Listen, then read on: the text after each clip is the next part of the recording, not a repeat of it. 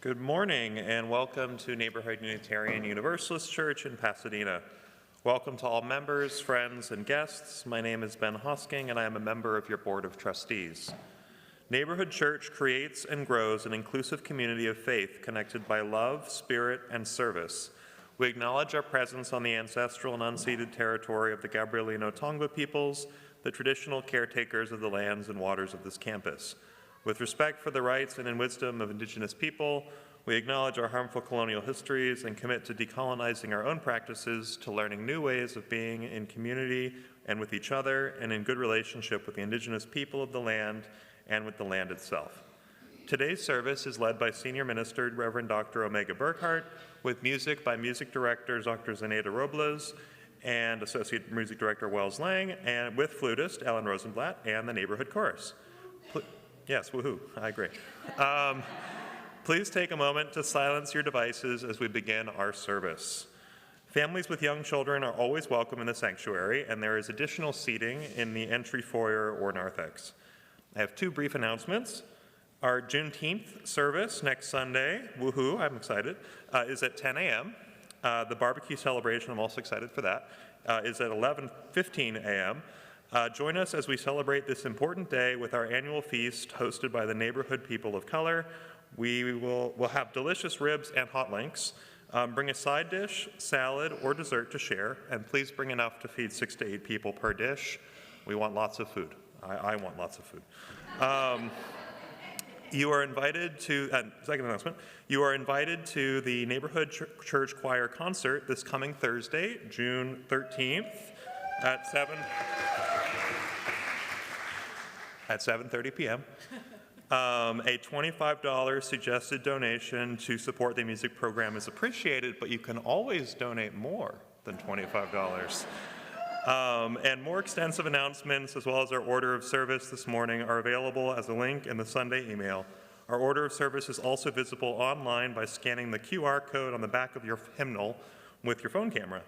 Again, welcome to Neighborhood Church. Whoever you are and wherever you are in your spiritual journey, welcome to this inclusive faith community connected by love, spirit, and service.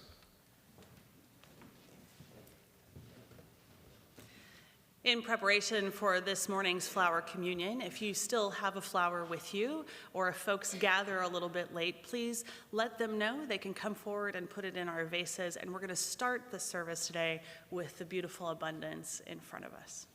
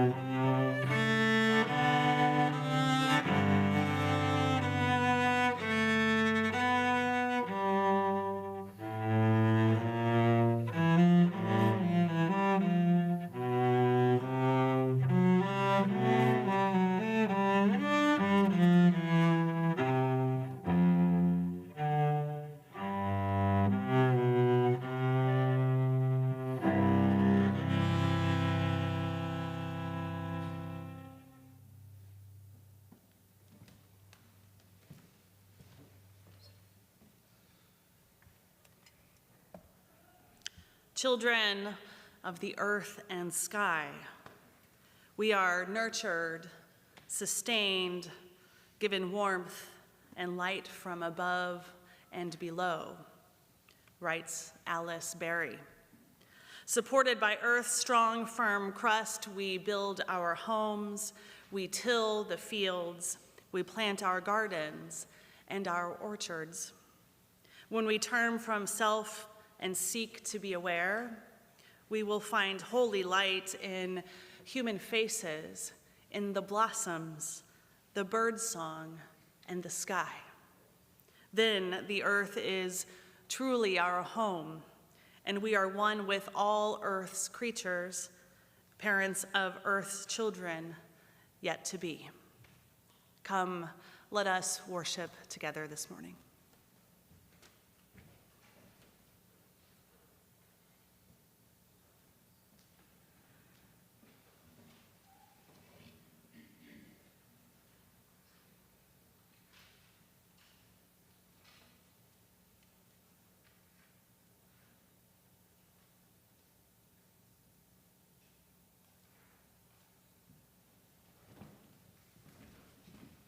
Please rise in body or in spirit and join us in singing our opening hymn, number 15, The Lone Wild Bird.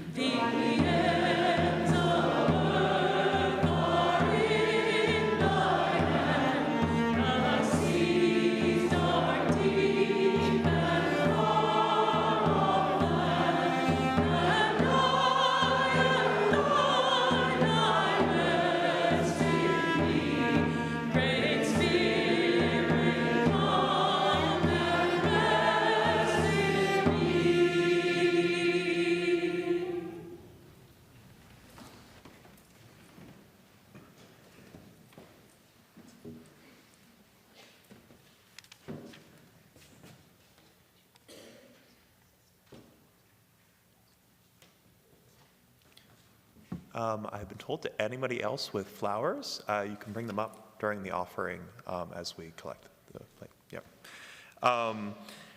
Each Sunday, our congregation dedicates 100% of its contributions to 501c3 organizations or neighborhood church-based social justice activities that are making a difference in our community and the world.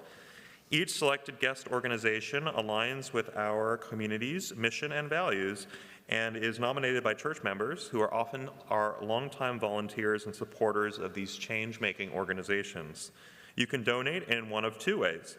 You can use your cell phone to donate by texting the number on the screen, one of the three screens, or if you prefer to donate in person, put your donation in one of the three designated boxes during the music or after the service. There is a donation box here, behind the back center row, and in the narthex entryway at the table. Please extend help to those in your neighborhood who may need assistance reaching the donation box. If you wish to make a payment towards your pledge or contribute to church operations, make a note in the subject line or use an envelope available at the donation boxes. This week, our gifts will support Drum. Here to tell us more is Gail Shand.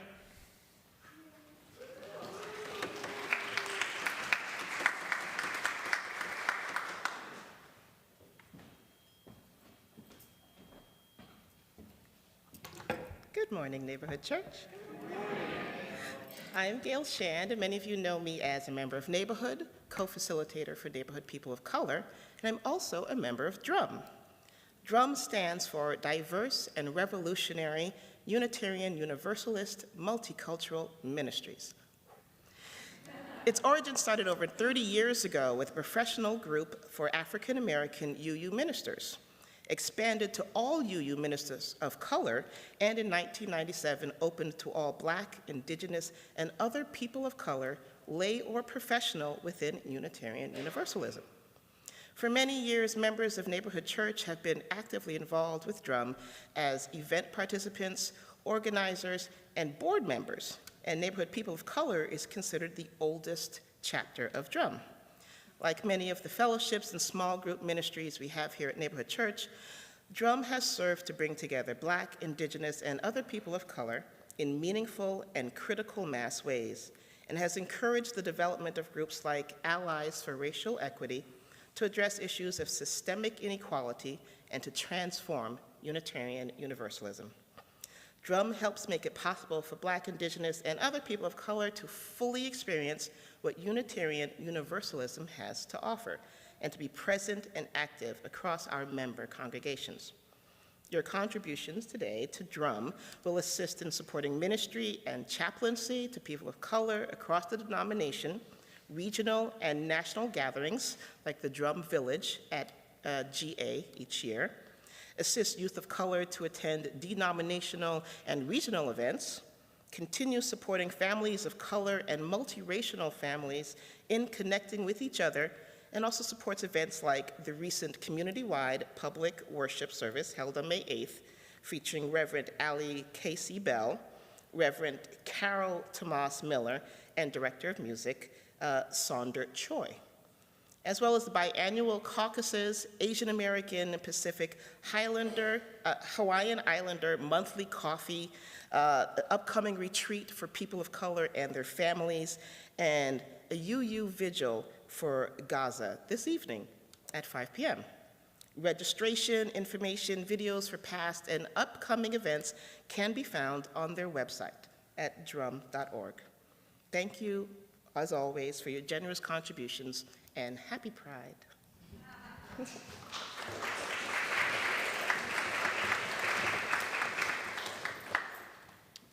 Thank you for giving generously.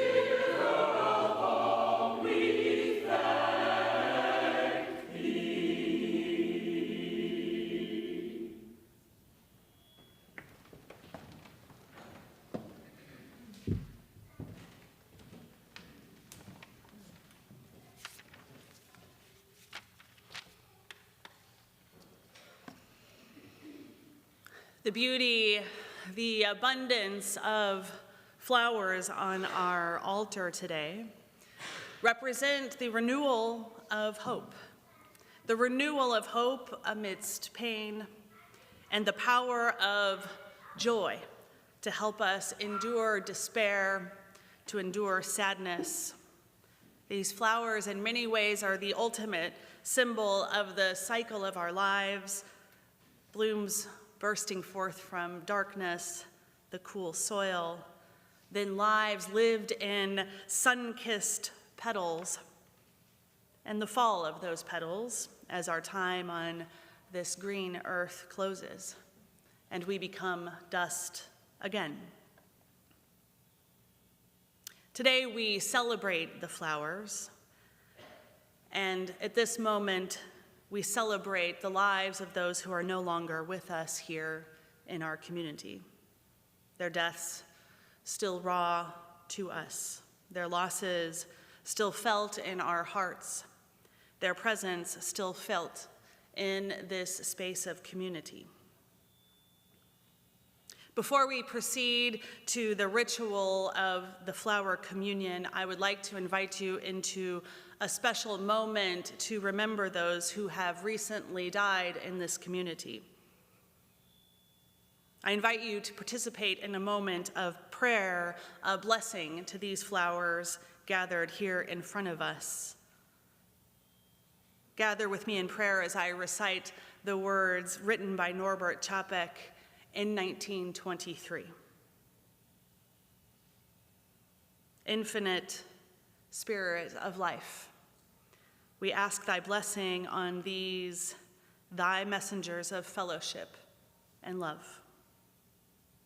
May they remind us, amidst diversities of knowledge and of gifts, to be one in desire and affection and devotion to thy holy will. May they also remind us of the value of comradeship, of doing and sharing alike. May we cherish friendship as one of thy most precious gifts. May we not let awareness of another's talents discourage us or sully our relationship, but may we realize that wherever and whatever we can do, great or small, the efforts of all of us are needed to do thy work in this world. Amen. At this time, I invite those of you who are called to do so to rise and come up to the microphone that we'll place on the floor, to share the name of a beloved of yours or of this community who has died in the past 2 years or so, whose flower has faded but still blooms in our hearts.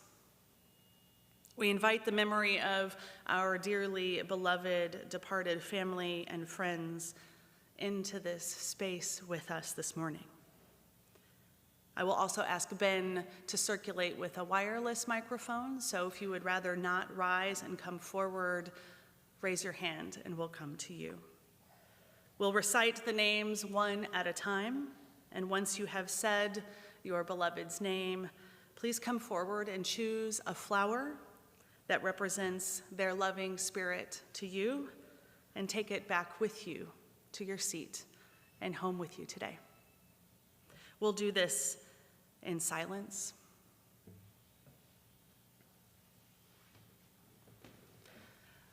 I'll start with the name of Ruth M. Ryan.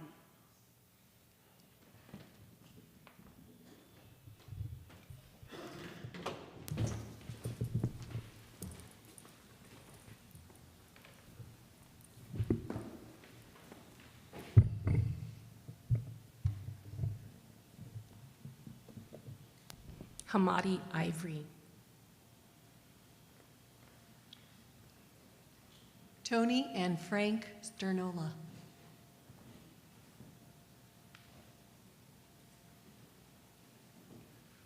Robert Holmes.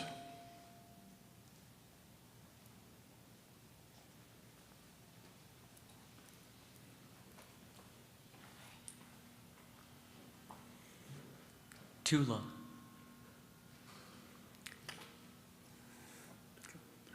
for our moms.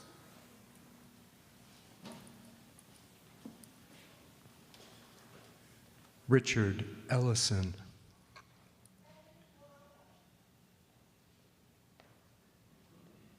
Shelby Rector, Sarah Aguilar.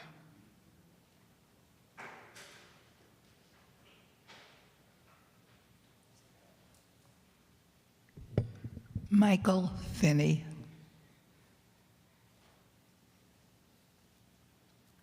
Irene Berkner. Kristen Welboat. Chris Barker.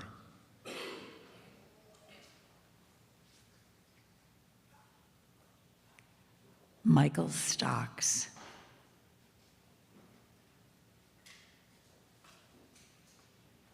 Marie Goldwhite. Mark McDonald, AKA Sparky, and Tom Levitt.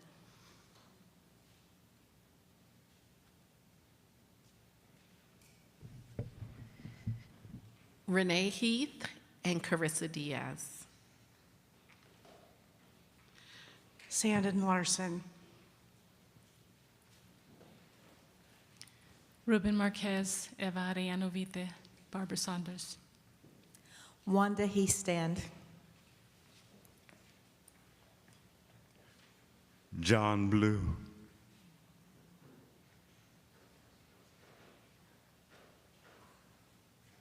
Susan Pender, Robert Rupar. Mark Anthony Mejia.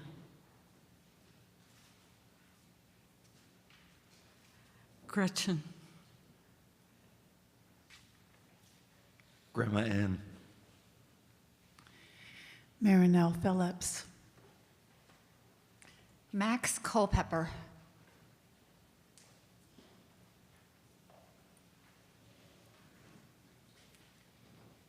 Flight Attendant Kaylee Scott. Chris Coulter and Helen Abreck.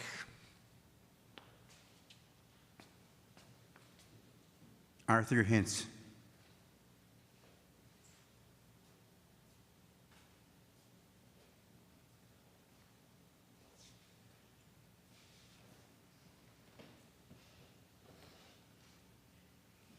Dottie Healy.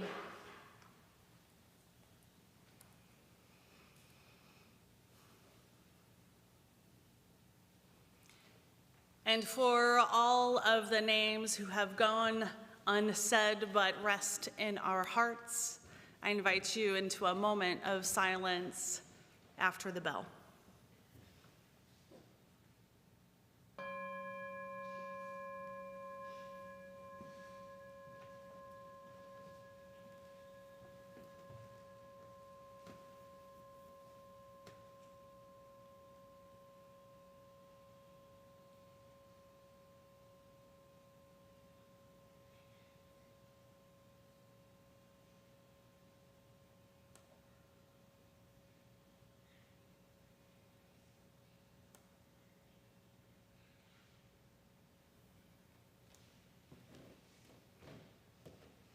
Blessed be these flowers, and blessed be our lives, abundant in both. May it be so.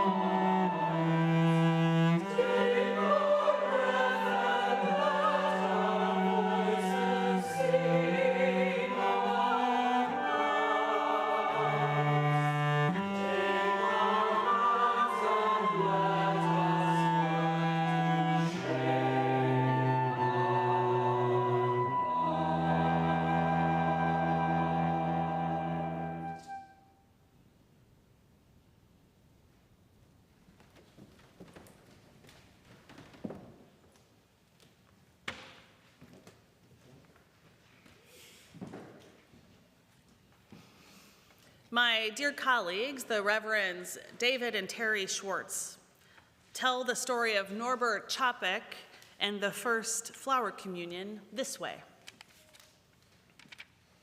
His mother, Norbert Chapek, was a devout Catholic. His father, agnostic.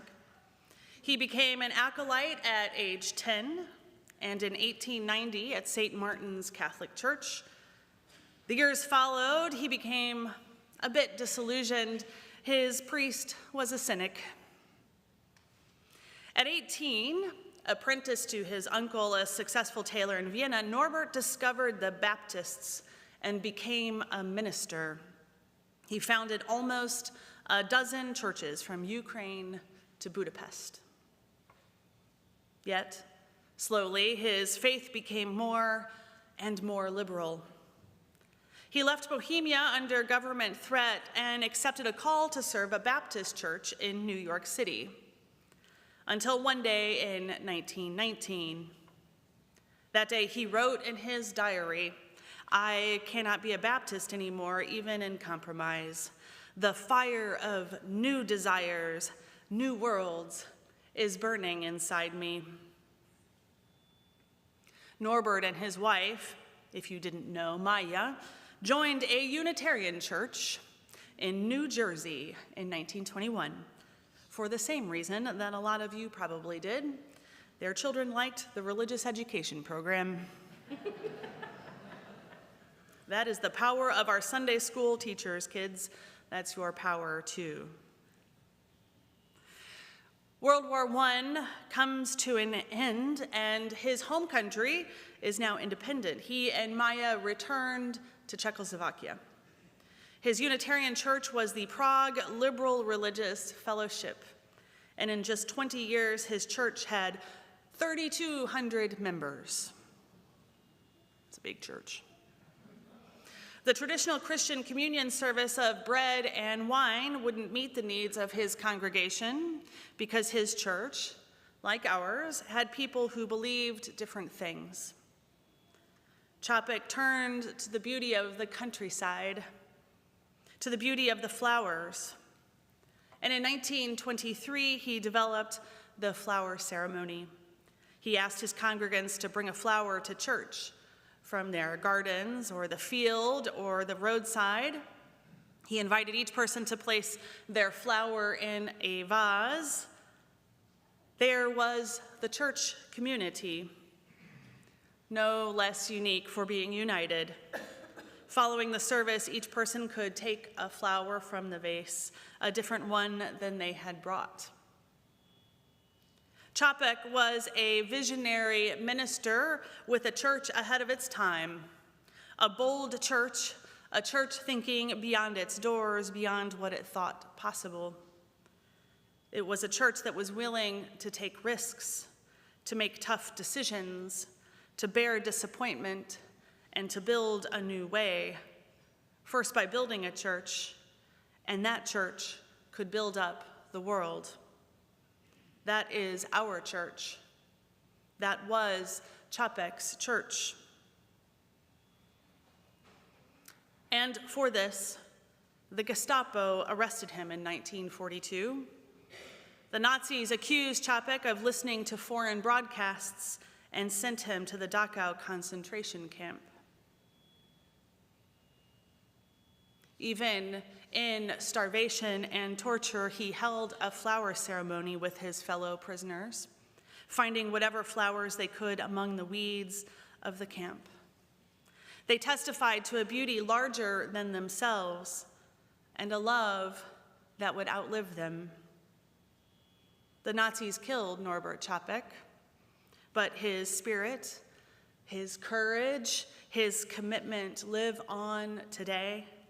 Those qualities have passed now to us to make them real. His wife, Maya, brought the flower ceremony to the Unitarian Church in Cambridge, Massachusetts in 1940. What we are about to do here is not a historical reenactment of something that is over and done, right, the Schwartzes, but an affirmation of our continuity with the generations of struggle for ever widening liberty. This flower ceremony, lovely though it isn't a diversion from ugly reality, but a gentle fierceness, which proclaims that in the midst of sinister days, there is always the light of beauty. We are not here to recall something that happened, but to remember something that is happening, to remember, to put it back together again. And in that remembering, may we put ourselves back together again, each as part of the body of this community, out of many, one. Today we celebrate this ritual of solemnity and joy. As Chapik asked his people to bring a flower and celebrate beauty, so shall we. Thus ends the reading, and I want to reiterate, at no time is it more important than now that we celebrate this flower communion as a resistance to hatred, as a resistance to exclusion, as a resistance to harm and destruction in the world. These flowers represent joy in the face of all of that. So at this time, we will listen to the beautiful music that Wells provides for us today in this space. And as you are called to do so, you are invited to come forward to gather a flower different than the one that you brought and take it home with you. If there are those seated around you who would prefer to remain seated, I invite you to gather a flower for them. And as you return to your seat, give it to your neighbor. For those of us who are gathering online, we are glad that you are with us, and we gather flowers in your honor as well. Please rise in body or spirit and come forward as we celebrate the communion of the flowers.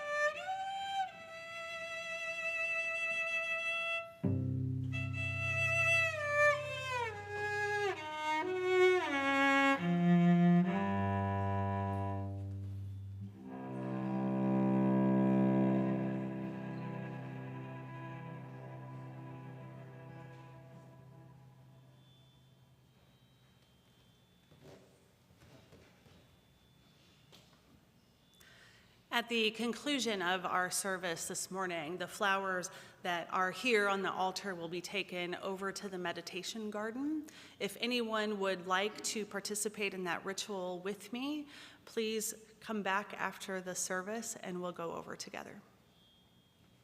At this point, join us in our closing hymn.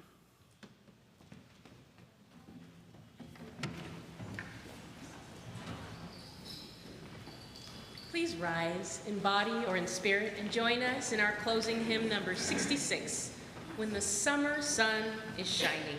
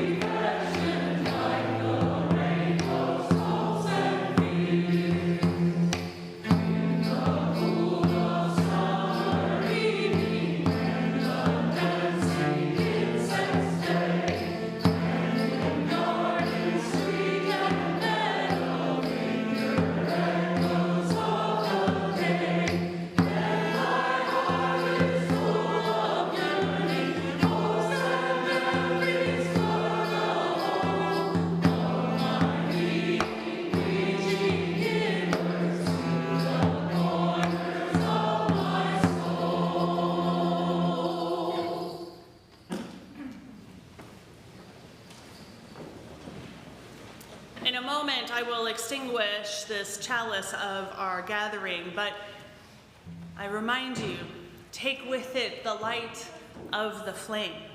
For it, like the bold pinks and reds and oranges and yellows of our flowers, it reminds us there is a light in our darkest moments.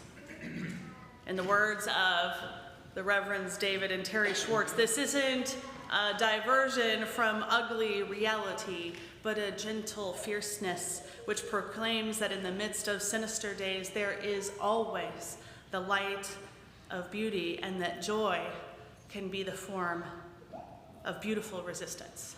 At this moment, I invite you to raise your flower in the air in a joyful act of resistance. Take a look around. If you're sitting in the front, take a look around at the garden we have here in our community.